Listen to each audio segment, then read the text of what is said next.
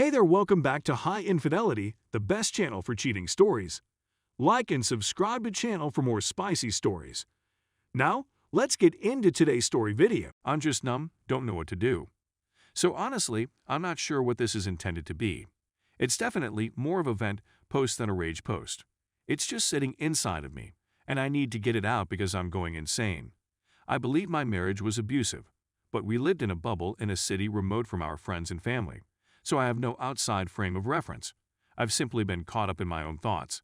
So about a month ago, my SDBXW returned home after a vacation home and abruptly said that we needed to separate. I was devastated, and we sobbed for a while before I left for my hometown, which was just a few hours away. I accepted her word for it and believed that we were being honest with her, and I even began to empathize with her. I returned home for 2 nights, but all of my belongings were still there, and I was set to start a new job the next week, so I came home to attempt to work something out with her. That's when things started to become strange. She became enraged and accused me of being abusive. She threatened me to return to my home state and that if I ever touched her dog, she would kill me. I treated the dog better than she did. I loved him and I know she knows I would never hurt him.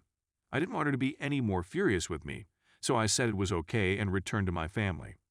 The whole time I was there, she was unusually difficult to contact, would hardly speak to me, and when she did, it was brief.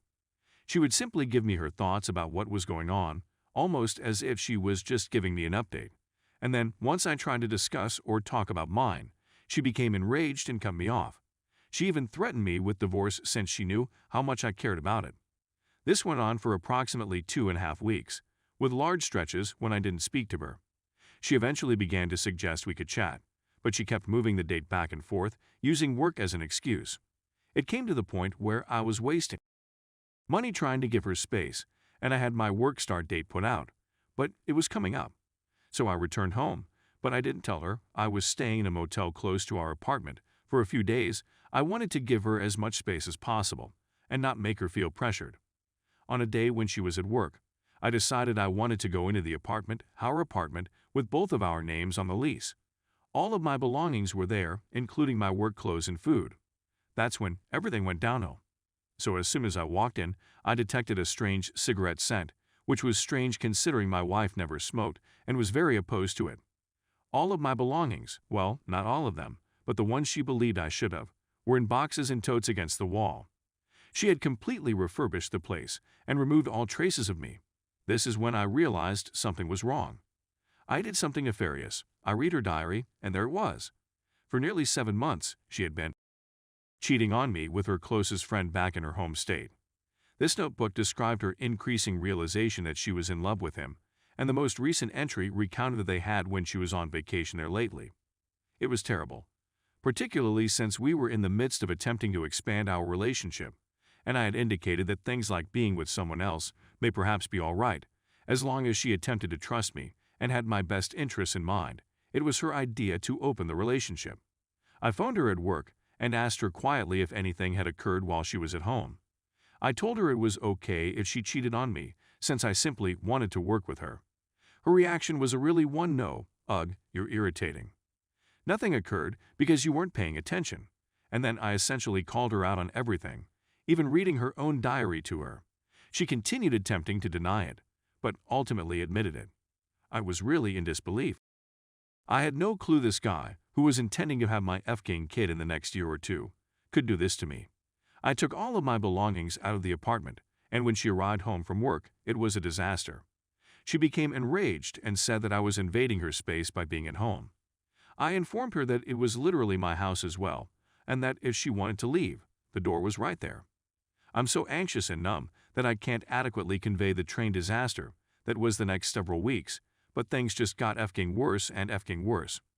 After confronting her, we cooled down and started talking, and we agreed that we needed a divorce, but that we could still work things out. But the next day, she became hostile and began to scream things like, "You are practically holding me hostage here. You got a chokehold on me," because I wasn't going to sign one of those simple online no-contest divorces with her that week. Then she resumed her threats, saying things like, "If you don't sign the divorce papers tonight, I'm going to go back home, burn all of our belongings, erase our photos, and never speak to you again. You won't hear from me again."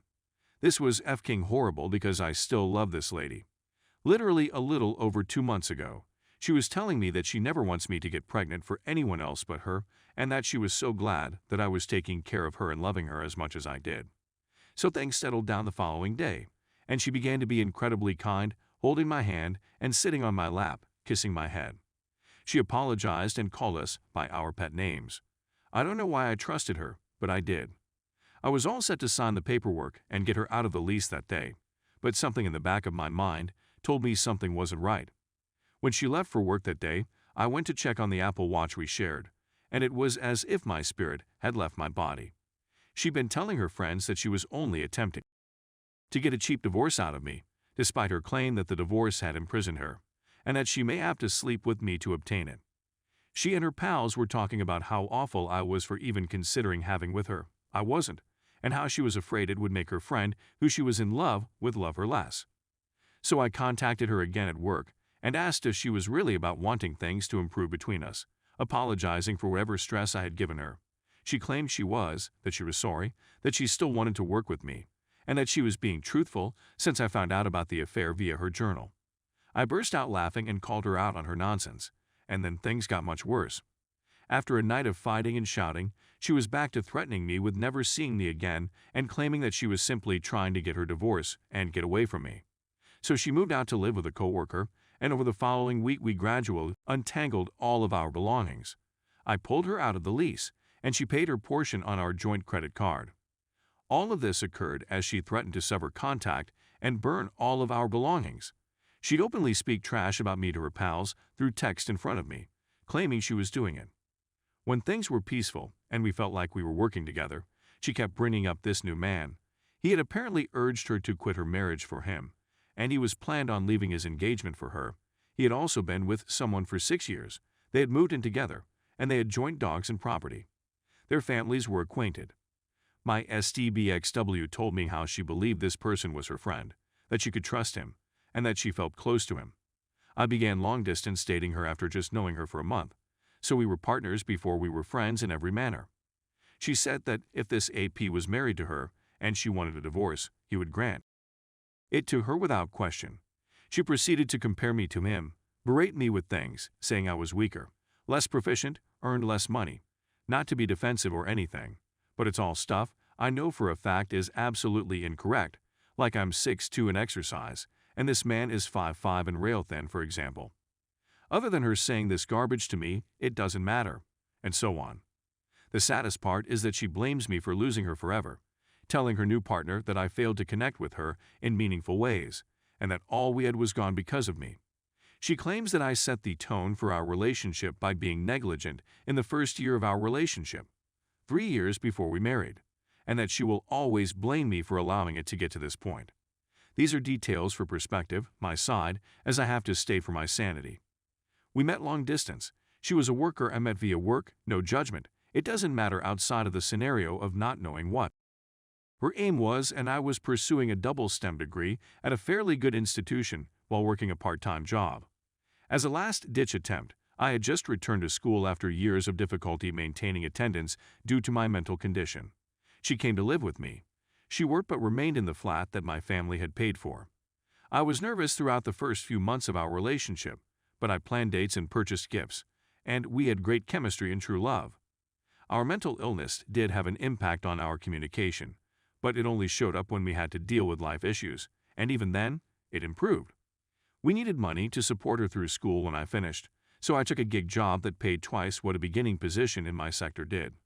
I was the primary earner from the time I graduated until she obtained a job in her industry around 10 months ago.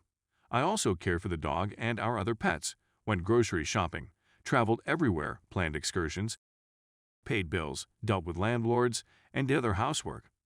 Honestly, I came up with the most of the date ideas we had. The things we connected over, for the most part, came from me or my side. And at the end of the relationship, while she was working, I was essentially house dad. Every day, I drove her to work and picked her up. Had to wait a half hour every shift she had to get her. I prepared her special diet meals. Every day, I cared for the animals and cleaned the home. Trips and dates have been set. Every night, I lay and snuggled with her. Not that I was flawless or anything, but I effing tried, and I don't think I was negligent. Then the unthinkable occurred. She was preparing to leave the city in a few weeks, so I went home merely to ship some things and make ready for my relocation. She phoned and texted me once, saying she wanted to meet me the following day, but I was busy and just doing my own thing. I contacted her late the following day when I returned to my city to check what was going on. She said that she had changed her relocation date to tomorrow. I'd freaked out and blew up her phone since there's a big chance we'd never see one another again, and I wanted to say goodbye at the very least because I still love her. She ignored my calls and then called back, saying she could see me for a few minutes. I pick her up and we have a brief chat about the future, one of the most difficult talks I've ever had. She strolled inside her coworker's apartment and said, "Perhaps I'll see you again one day." All night I sobbed and drank. I couldn't stop myself. And then it hit me the next day. She was perfectly fine after all, just leaving like that and never seeing me again. I could understand the other things, the cheating and everything, if I gave her the benefit of the doubt. I knew she was selfish, and I can understand her conduct if she really considered me as an impediment to her pleasure. But something about leaving like that, knowing that she knows she would never see me again, and knowing that if it had been that buddy, she would have bent over sideways just to see him. I don't believe I've ever felt more agony in my life. I still can't believe it. She's returned home, and I haven't heard anything from her. A loss. I apologize if this seems like I have no clue how I'm coming across. My mind feels a bit foggy as a result of the alcohol and the lack of food. Thank you for attending my TED lecture.